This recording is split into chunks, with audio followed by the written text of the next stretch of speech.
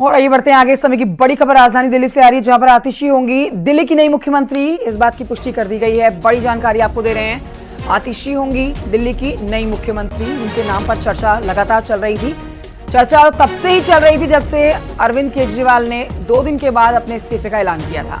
अब देखिए ये तय हो चुका है, आतिशी अब दिल्ली देश की राष्ट्रीय राजधानी की मुख्यमंत्री होने जा रही हैं। आम आदमी पार्टी विधायक दल ने आतिशी को अपना नेता चुन लिया है। केजरीवाल ने रखा था आतिशी के नाम का प्रस्ताव। कई नामों पर चर्चा चल रही थी, जिसमें आतिशी का नाम सबसे ऊपर बताया जा रहा था।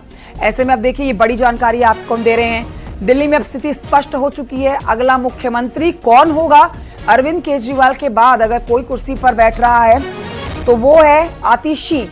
अनूप गुप्ता और जानकारी हमें देंगे। इस समय लाइव हमारे साथ मौजूद हैं दिल्ली से। सीधे रुख करेंगे अनूप गुप्ता की तरफ। अनूप, इस बात की चर्चा तब से ही चल रही थी जब से अरविंद केजरीवाल ने 2 दिन के बाद इस्तीफे का ऐलान कर दिया था। कई नाम थे इस लिस्ट में, लेकिन आतिशी के नाम की चर्चा सबसे ज्यादा जोरों से हो रही थी। अब इस बात की पुष्टि भी कर दी गई है।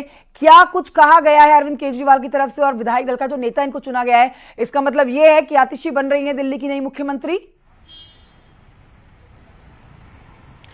बिल्कुल, जिस तरीके से 2 दिन पहले ही अरविंद केजरीवाल जब उन्हें जमानत मिला, जेल से वो छुटकर आए, तो उन्होंने उसी दिन ये घोषणा कर दी थी कि 2 दिन के अंदर ही दिल्ली में नया मुख्यमंत्री मिल जाएगा और वो इस्तीफा दे रहे हैं। और ये तमाम जो है उस दिन से ही हमने राजनीति देखी थी। जहां तक मुख्यमंत्री की अगर हम बात करें तो मुख्यमंत्री के नामों पर लगातार कल से हमने देखा कि मंथन का दौर जो है उनकी पार्टी के भीतर चल रहा था। लेकिन आज जो विधायक दल की बैठक हुई उसमें आतिशी मरलेना जो कि अरविंद केजरीवाल मंत्रिमंडल में मंत्री थी, उन पर मुहर लगा दी गई है। यानी कि अब आने वाले वक्त में आगे मुख्यमंत्री जो है वो आतिशी मरलेना होंगी। लेकिन अगर ये इसको देखें, क्योंकि देखिए एक तरफ सुप्रीम कोर्ट ने ये पहले ही बता दिया था कि अरविंद केजरीवाल को जमानत मिली है, उनके पास अधिकार सीमित है, वो किसी फाइल में साइन नहीं कर सकते, वो दफ्तर नहीं जा सकते। तो एक तरह से एक मजबूरी जरूर अरविंद केजरीवाल के पास आ गई थी कि आगे कामकाज को बढ़ाना है। तो ऐसे में एक मुख्यमंत्री चाहिए था और जाहिर सी बात है कि अब दिल्ली को एक मुख्यमंत्री जो है वो मिलने जा रहा है।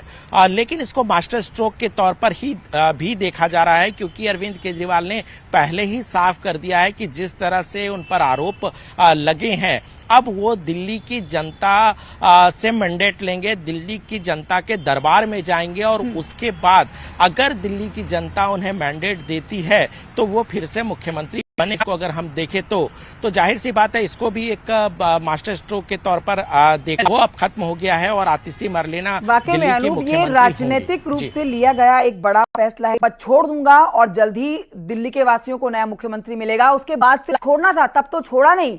तो अब जब 174 दिन के बाद या 170 दिन के बाद जब जेल से बाहर आए हैं तो पद छोड़ रहे हैं, तो इसको पूरी तरह से राजनीतिक एंगल से ही आगे देखा जाए। देखिए आपको बता दूं कि इतिहास में कामकाज पूरी तरह से ठप रहा, उसके बावजूद भी वो इस्तीफा नहीं दे रहे थे। आपने इससे पहले इस तरह का उदाहरण नहीं देखा होगा। जब भी किसी मुख्यमंत्री को जेल की सजा सुनाई जाती है, वो जेल में जाने की स्थिति होती है, तो वो इस्तीफा देते हैं। अगर ताजा उदाहरण आप देखें तो झारखंड के मुख्यमंत्री जब हेमंत सोरेन थे तो उन्होंने भी इस्तीफा दे दिया था। तो अपने आप में एक बड़ा उदाहरण था। उन्होंने इतिहास एक तरह से कह सकते हैं कि उन्होंने बनाया।